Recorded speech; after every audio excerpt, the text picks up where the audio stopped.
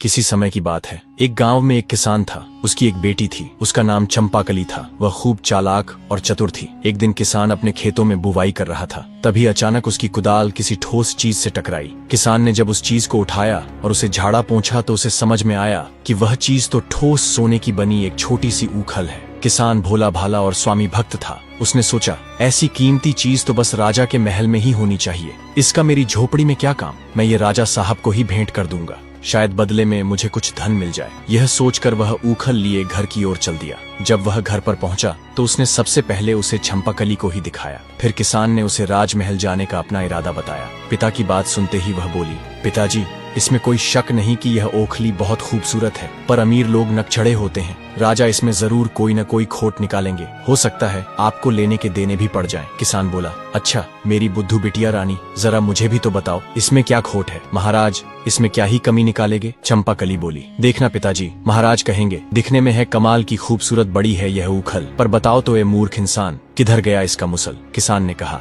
हमारा राजा कभी ऐसा नहीं बोलेंगे। तुम क्या उसे भी अपनी तरह बेअक्ल समझती हो। किसान ने ओखली एक थैली में डाली और चल पड़ा राजमहल की ओर। पहरेदारों ने पहले तो उसे रोका, लेकिन जब उसने राजा को उपहार देने की बात कही तो उसे दरबार में लेकर चले आए। दरबार में किसान ने राजा से कहा, अन्नदाता, मुझे अपने खेत में बुवाई करते समय यह ठोस सोने की सुंदर ओखली मिली है। मैं यह मानता हूँ कि यह केवल आपके महल में ही अच्छी लगेगी, इसलिए मैं यह आपको भेंट करना चाहता हूँ। आप मना मत करिएगा। राजा ने ओखली हाथ में पकड़ी, उसे हर ओर से घुमा फिरा कर देखा, फिर सिर हिलाते हुए बोले, दिखने में तो कमाल की खूबसूरत बड़ी है यह ऊखल, पर बताओ तो ऐ किसान, किधर गया इसका मुसल। हूबहू चंपाकली के ही शब्द राजा ने दोहरा दिए थे। बस किसान को मूर्ख इंसान नहीं कहा, क्योंकि राजा की भाषा में एक मर्यादा होती ही है। किसान अपने पर काबू न रख सका। उसने अपने माथे को ठोकते हुए कहा, हे भगवान, बिल्कुल वही शब्द, उसने भी तो यही कहा था। राजा ने उत्सुकता से किसान से पूछा, किसने यही कहा था। किसान बोला, गलती माफ करें सरकार, मेरी बेटी चंपाकली ने कहा था कि राजा साहब ऐसा ही कहेंगे।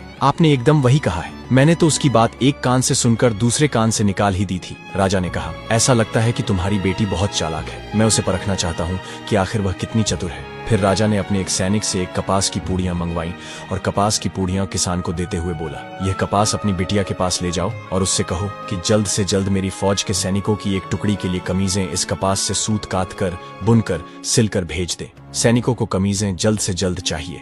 किसान यह सुनकर स्तब्ध रह गया, पर वह करता भी क्या। राजा से बदतमीजी तो हो नहीं सकती थी। उसने चुपचाप कपास की पुड़िया थैले में डाली और राजा को सलाम ठोक कर वहां से घर की ओर चल पड़ा। ओखली के बदले किसी उपहार की आशा तो बेकार ही थी। सजा नहीं मिली, यही बहुत था उसके लिए। घर पहुंचकर वह बेटी से बोला, बेटी चंपाकली, तुम्हारे बुरे दिन आ गए।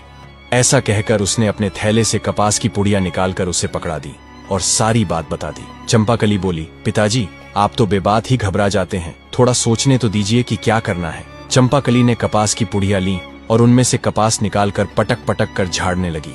जैसा कि आप लोग भी जानते हैं, अगर कपास चाहे कितनी भी कुशलता से ओटी गई हो, एक आध बिनौले तो उसमें छूट ही जाते हैं। झाड़ने पर कपास में से 2 बीज नीचे गिर पड़े। चंपाकली ने उन्हें उठा लिया और जाकर दोनों बीज अपने पिता को देते हुए बोली, पिताजी, आप सीधे महल वापस जाइए और राजा से मेरा संदेश कहिए। मुझे उनकी चुनौती स्वीकार है, बस मुश्किल ये है कि मेरे पास चरखा और करघा नहीं है। मैं सूत कैसे कातूंगी और कपड़ा कैसे बुनूंगी। इन बीजों के खोल से वे चरखा और करघा बनवा कर भेज दें। जैसे ही ये दोनों चीजें बनवा देंगे, उनका काम हो जाएगा। बेचारे किसान की राज दरबार में जाने की हिम्मत नहीं हो रही थी, पर चंपाकली उसके पीछे ही पड़ गई।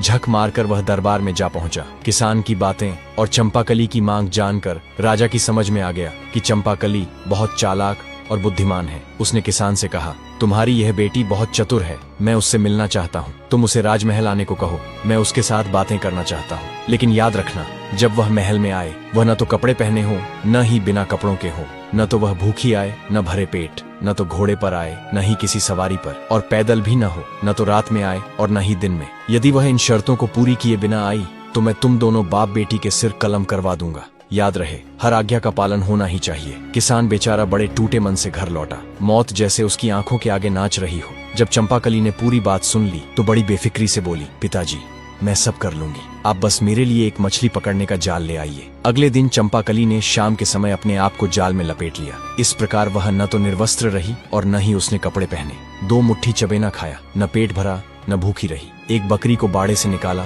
और उसकी पीठ पर एक गद्दी रखकर इस तरह बैठी कि एक पैर जमीन पर लगा रहे और एक ऊपर उठा रहे। इस प्रकार न वह सवारी पर थी, न घोड़े पर, और न ही पैदल जा रही थी। इसी रूप में वह शाम के समय में राजमहल पहुंच गई, जब न दिन था और न रात ढली थी। महल के पहरेदारों ने उसे पागल समझकर रोकना चाहा, पर जब उन्हें मालूम हुआ कि वह राजा के हुक्म से ही इस तरह आई है, तो उसे तुरंत भीतर तक पहुंचा दिया गया। राजा के दरबार पहुंचकर चंपाकली बोली, महाराज, आपकी आज्ञा के मुताबिक मैं आपके सामने हाजिर हो गई हूँ। चंपाकली को देखते ही राजा बेतहाशा हंस पड़े और बोले, चतुर चंपाकली, तुम तो बिल्कुल वैसी लड़की हो जिसकी मुझे तलाश थी। मैं तुमसे ही शादी करूंगा और तुम्हें अपनी रानी बनाऊंगा। बस एक शर्त जो तुम्हें माननी होगी कि तुम राज्य के मामलों में कभी दखल नहीं दोगी। बोलो, क्या तुम्हें मंजूर है? चंपाकली बोली, मैं जल्दी ही आपको इसका जवाब दे दूंगी। इतना कहकर वह वहां से आज्ञा लेकर चली गई। राजा को उसकी बुद्धि से पता चल गया था कि चंपाकली उससे अधिक सयानी है, इसलिए उसने ऐसी शर्त रखी थी। घर पहुंचकर उसने किसान पिता को यह खबर दी तो किसान बोला, यदि राजा की इच्छा तुमसे शादी करने की है तो तुम उसका विरोध तो कर नहीं सकती। आखिर वह राजा है। लेकिन तुम्हें हमेशा सावधान रहना होगा, क्योंकि जो आदमी मनचाहा तुरंत पाना चाहता है, वह अनचाहा तुरंत छोड़ना भी तो चाहेगा। इसलिए तुम अपने यहाँ की चीजों को यों का त्यों रहने दो। न जाने कब तुम उन्हें नापसंद हो जाओ तो यही सब तुम्हारे काम आएगा। चंपाकली अब भी कम उम्र की थी। उसने पिता की बातों पर बहुत ध्यान नहीं दिया और राजा को एक पत्र लिखकर शादी के लिए अपनी स्वीकृति भेज दी। राजा पत्र पढ़कर बहुत खुश हुआ। बहुत जल्दी ही पूरे राज्य में विवाह की धूमधाम मच गई और निर्धारित समय पर उनकी शादी हो गई। एक दिन एक किसान अपनी गर्भवती गाय को लेकर बेचने की इच्छा से राजधानी आया था, लेकिन उसे निवास के लिए किसी भी सराय में जगह नहीं मिली, क्योंकि सभी सरायें भरी हुई थीं। एक सराय मालिक को उस गर्भवती गाय पर दया आ गई। उसने किसान को अपनी सराय के पास पड़े छप्पर के नीचे गाय को रात भर रखने की इजाजत दे दी। किसान ने अपनी गाय की रस्सी पास खड़ी एक गाड़ी के पहिए से बांध दी। भगवान की माया, सुबह सबने देखा कि गाय ने रात में एक बछड़े को जन्म दिया था, जो लुढ़क कर गाड़ी के नीचे चला गया था। गाय का मालिक बहुत खुश हुआ। उसने अपनी गाय और बछड़े को संभाला और वापस घर जाने की तैयारी करने लगा। तभी गाड़ी का मालिक आया और कड़क कर बोला, खबरदार, जो बछड़े को ले जाने की कोशिश भी की, कल रात तुमने मेरी गाड़ी के